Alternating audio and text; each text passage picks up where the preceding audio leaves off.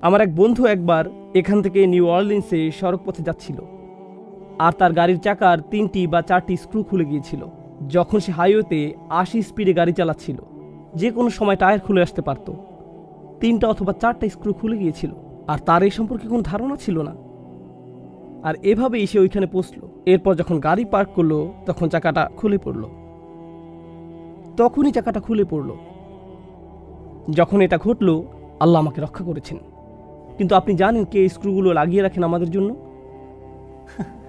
আমরা মনে করি ঘটনাটি ছিল বিস্ময়কর, কারণ তখন স্ক্রু খুলে গিয়েছিল। কিন্তু কে এগুলো লাগিয়ে রাখেন? আমরা কত দূরে চলে যাই, অথচ আল্লাহ আমাদের কত নিকটে। আর এজন্যই আল্লাহ আজ্জা ওয়া জাল্লা পরের আয়াতে বলছেন, এটাই আজকের খুতবার আয়াত যা আমি আপনাদের সাথে শেয়ার করতে চেয়েছিলাম। ইয়াসআলুহু মান ফিস সামাওয়াতি ওয়াল আরদ কুল্লা ইয়াউমিন হুয়া ফি শাআন। আকাশ এবং পৃথিবীর প্রত্যেকেই তার কাছে চাইছে। আকাশ এবং পৃথিবীর প্রত্যেকেই তার কাছে চাইছে। আসুন প্রথমে এই অংশটা বুঝি। আরবি ভাষায় সুআল বা চাওয়া 2 ধরনের। এটি আলোচনার আগে এই আয়াত নিয়ে যে কনফিউশন আছে তা বলে নেই। আল্লাহ বলেছেন প্রত্যেকেই তার কাছে চাইছে। ফেরেশতারা তার কাছে চায়, পশু পাখিরা তার কাছে চায়, আমরা তার কাছে চাই। কিন্তু কেউ এসে বলল, আমি একজন নাস্তিককে চিনি, সে আল্লাহর কাছে কিছু চায় না। আমার একজন বন্ধু আছে যে ধার্মিক নয়, কখনো আল্লাহর কাছে কিছু চায় না। আমার ফিলোসফি প্রফেসর কখনো আল্লাহর কাছে কিছুই চায় না। তাহলে কিভাবে সবাই তার কাছে চাইছে? এজন্যই আপনাকে বুঝতে হবে আরবিতে চাওয়া শব্দটির 2টি অর্থ রয়েছে। একটি হলো সচেতনভাবে চাওয়া, অন্যটি হলো প্রয়োজন। অন্যটি প্রয়োজন। ওয়া আম্মাস সাইলা ফালা তানহার। যে চায় তাকে অবজ্ঞা করো না। এর অর্থ এটাও, যার প্রয়োজন আছে তাকে অবজ্ঞা করো না। এমন অনেক মানুষ আছে যারা অভাবী, কিন্তু তারা চায় না, কাকুতি মিনতি করে না। আর তারা না চাইলেও তাদেরকে আপনার দিতে হবে। আয়াতের অর্থ হলো আকাশের সবকিছু এবং পৃথিবীর সবকিছুরই প্রয়োজন রয়েছে, আর তারা সেই প্রয়োজন পূরণে আল্লাহর মুখাপেক্ষী। একজন অবিশ্বাসী, একজন বিদ্রোহী মুসলিম, অথবা এরকম কেউ যে জানে যে সে খারাপ কাজ করছে যা তাদের করা উচিত না, আল্লাহ তাদেরকেও দিতেই থাকেন, দিতেই থাকেন, আর দিতেই থাকেন। আপনাদের ভিতর যিনি 5 ওয়াক্ত নামাজ পড়েন, আর যিনি মোটেই নামাজ পড়েন না, আর যিনি এই বছর আজকেই প্রথম জুমার খুতবা এসেছেন, আপনাদের সবাইকে আল্লাহ দেন। আপনাদের মধ্যে এমন কেউ নেই যাকে আল্লাহ দেন না। আমাদের সবার ফুসফুসি আল্লাহ বাতাস দিয়ে পরিপূর্ণ করে দেন।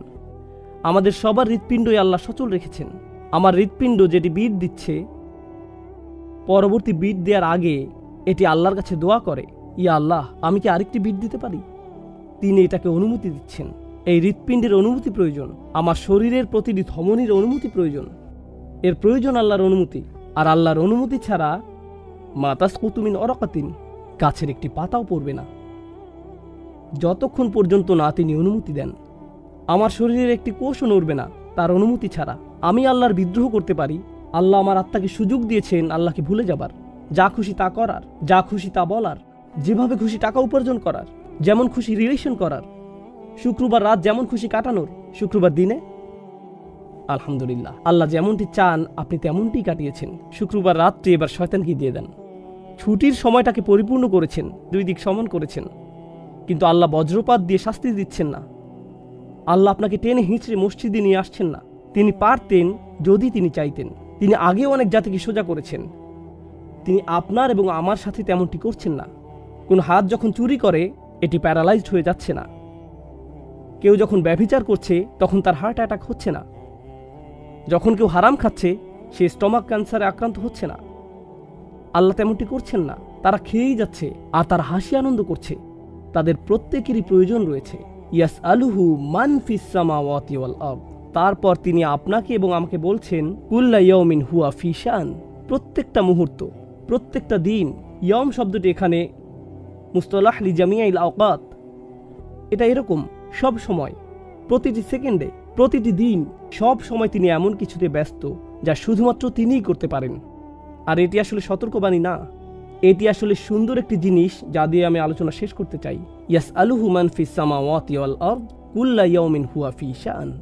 ভাবুন তো, আমি একজন শিক্ষক। ধরুন আমি পড়াচ্ছি 50 জন ছাত্রকে।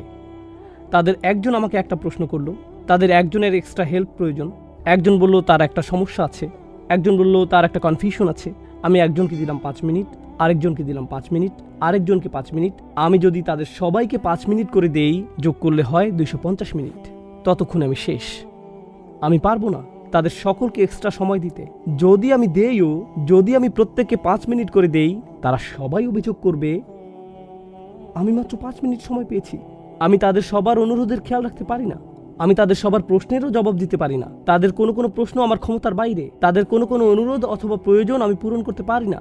কেউ এসে বলতে পারে আমি আপনার কাছে 3 ঘন্টা সময় চাই। আমি বলবো সরি, আমার কাছে আপনাকে দেওয়ার মতো 3 ঘন্টা সময় নেই। যদি দিতে পারতাম ভালো হতো। যখন অনেকে আপনার কাছ থেকে দাবি করে, আপনি আসলে এটা তখন বুঝতে পারবেন যখন অনেক বেশি মানুষ আপনার কাছে চায়। জানেন মানুষের কি হয় এই অবস্থায়? মাথা জ্যাম হয়ে যায়। আমার ব্রেক প্রয়োজন, আমার ছুটি দরকার, আমি আর পারছি না।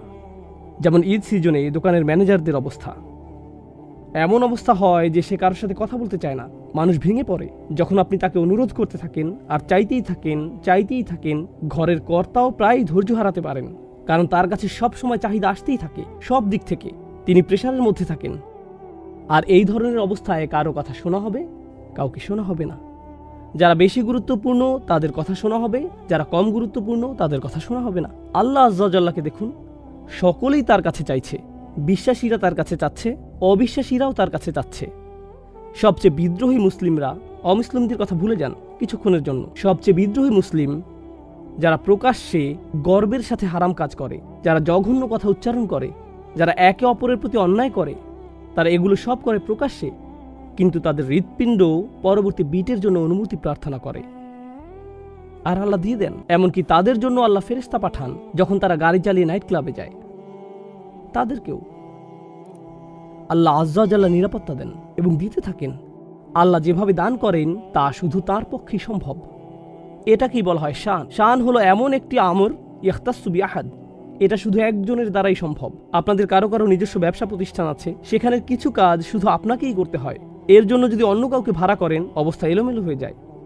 কর্মচারীকে ক্যাশের দায়িত্ব দিয়ে গেছেন, এরপর কোনো একটা ঝামেলা তৈরি হয়েছে। এই কাজ শুধু আপনার পক্ষেই সম্ভব। এটাকে বলা হয় শান। কিছু বিষয় আছে যা আল্লাহ করেন, অন্য কারো পক্ষে তা সম্ভব না।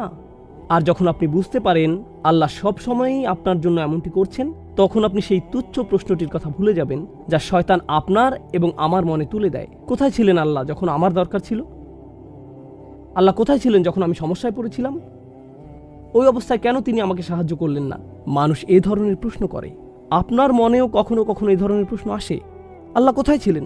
আর আল্লাহ বলছেন, আমি সব সময় তোমার সাথে ছিলাম, আর আমি তোমার জিহ্বাকে সুস্থ রাখছি যখন তুমি এই কথা বলছো। বলুন তো কিভাবে আপনার শব্দনালী দিয়ে শব্দ বের হয়ে আসছে? কিভাবে আপনার মুখ দিয়ে বাতাস বেরিয়ে আসছে যখন আপনি আল্লাহর সমালোচনা করছেন? তিনি আপনাকে তার জন্য শক্তি প্রদান করছেন। এটাই হলো কুল্লা ইয়াউমিন হুয়া ফি শান। আর তারপর তিনি আবারও জিজ্ঞেস করছেন, ফাবি আইয়ি আলাই রাব্বিকুমা তুকাযিবান, আল্লাহর কোন বিস্ময়কর দান যা তোমার প্রভু তোমাদেরকে দিয়েছেন, যা তোমরা উভয় অস্বীকার করবে?